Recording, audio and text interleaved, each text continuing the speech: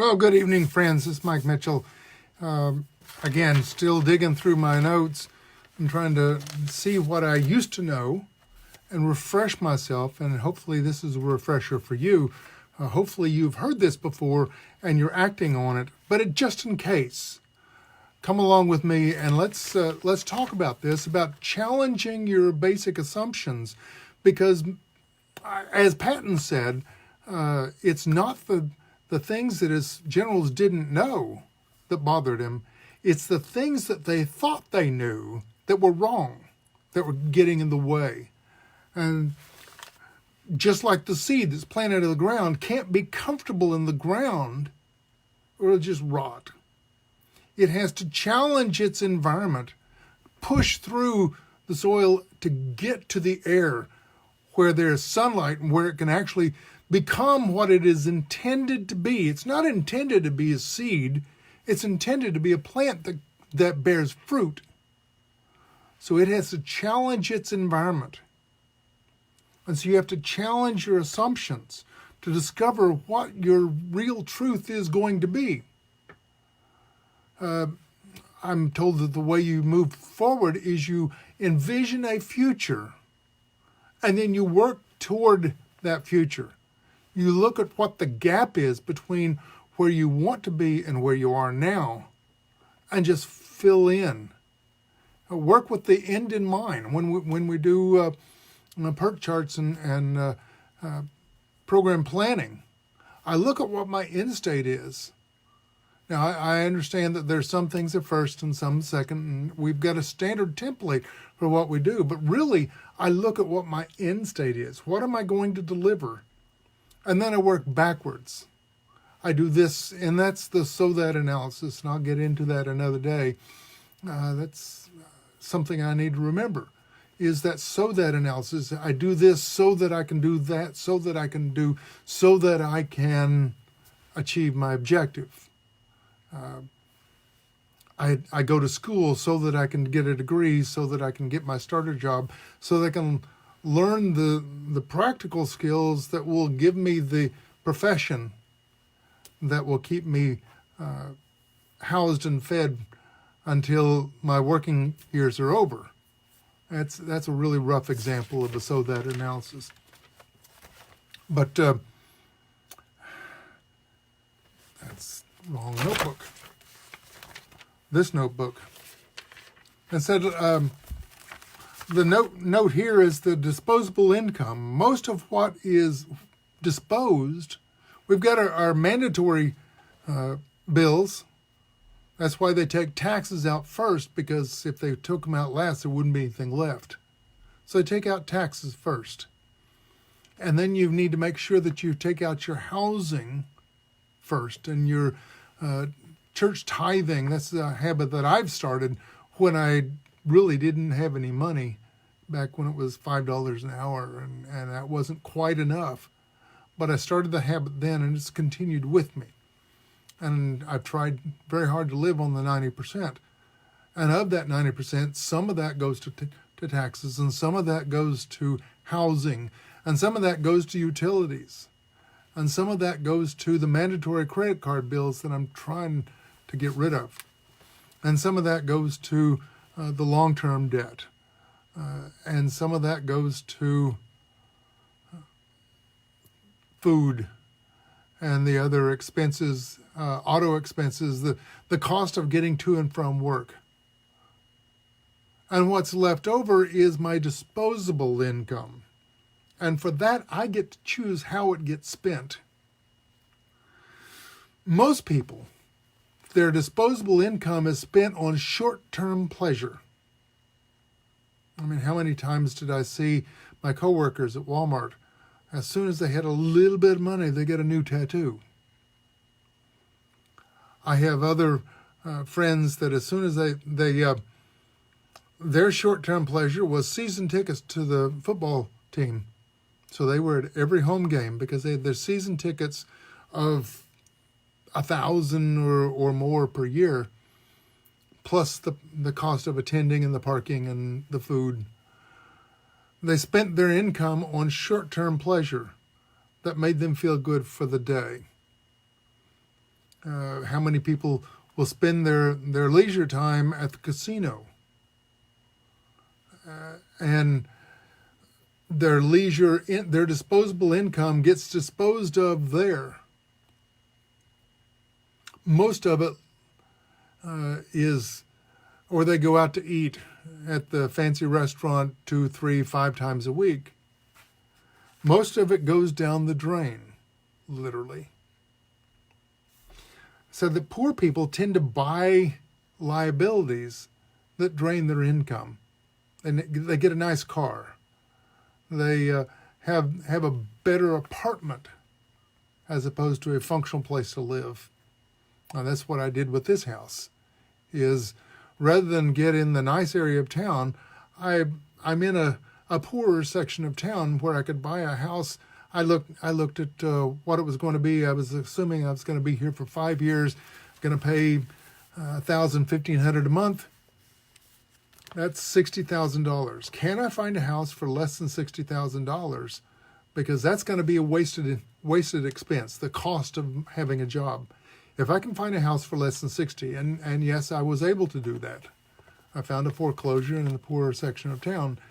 And so now I can live here for 5 years, and at the end of the time, if I have to leave in a hurry, if I get a great job offer somewhere else, I haven't lost anything. I've lost some savings, but I was going to lose that in rent anyway. I see rich people tend to buy assets that produce income. I hope this house is an asset. I hope that when I'm done and it's time to move to the next location, that I'll be able to sell this house not only for the amount that I have into it, but also at a profit. So I'll be able to roll that forward into the next house. The last house we've turned into a rent house, and that rental income pays its expenses. And so my liability has become an asset that produces an income.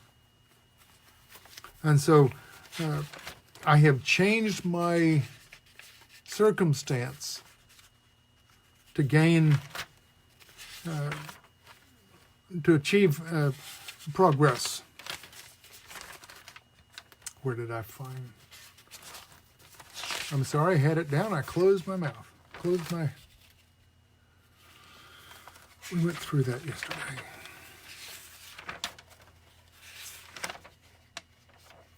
Leaders make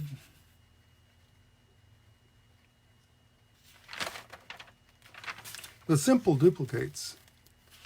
Identify,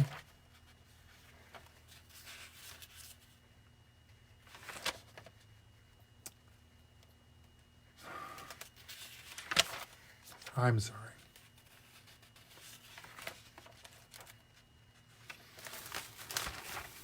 I think I've said enough. Oh, there it is. A lot of people have a scarcity assumption, and this is something I've been working on. We look at the bottle. Is the bottle half empty, or is it half full, or is it just larger than it needs to be for the liquid that's available? See, knowledge comes from asking better questions. Rather than accepting what comes, look around and see, what can I do better? How can I move outside of my reality so that I can achieve a different outcome? Again, the outcome that I want is out here, and I'm back here. And the way that I do is sometimes there's a block in the way, and I have to find a way around that block to get to where I need to go. So I challenge my assumptions.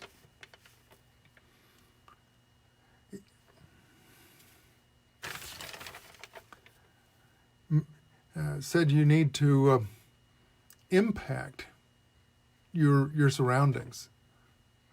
What is money? What is an income? An income is trading my hours and my knowledge for someone else's value. They value what I give them, and they reward the value that I give with money. Now, sometimes I will sell myself short. Like when I chose to stock shelves at Walmart, I knew a lot more about organizing a warehouse than my boss did, but he was the boss. And I was filling a slot that didn't pay much. So I was selling myself short because the value that I provided was limited by the job. Am I the same person that I am now, getting an awful lot more? I'm the same person, but I'm in a spot where I'm able to expand. Like the seed that's stuck in the ground is not going to go very far until it moves into a different reality. And there it has room to grow. It has room to expand. It has room to express itself and room to provide more value to the gardener. I mean, you can eat the seed and then you're hungry again. Or you can nurture the plant and give the plant room to grow, and the plant will produce greater value for the gardener. I keep coming back to that, and it seems to be a good analogy. And so, find the job that matches your future reality or provides the opportunity for you to reach a future reality. I'm sorry, it may not be where you are working now.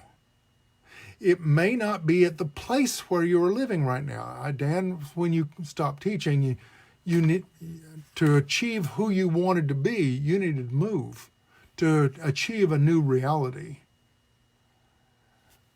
So that's my encouragement to you, is to move beyond your present circumstance and move toward the reality that you want to be. It may need change jobs. It may need to change physical location. It may just take a mindset shift. You may be fine where you are. You may be doing the kind of job that you want to do. That job may be one that pays, and it may be a volunteer job that gives you great satisfaction. You just need to look at it differently. When you fail to commit to the vision, then you fail yourself. So my encouragement to you tonight, and wrap this up, is that you move beyond your present reality. You look at what could be, not just what is. And find the path. Start moving in the direction. You may have to adjust at times, but so long as you know where it is that you're going, then you can be moving. Now, you may discover once you get around the bend that there is a greater reality in a slightly different tack, but you would not have seen that had you not started moving. So that's my encouragement. Challenge your current reality and start moving toward your ultimate goal. Thank you for watching. This is a little shorter, but I think it served its purpose. This is Mike Mitchell. I bid you peace and blessing and a good night.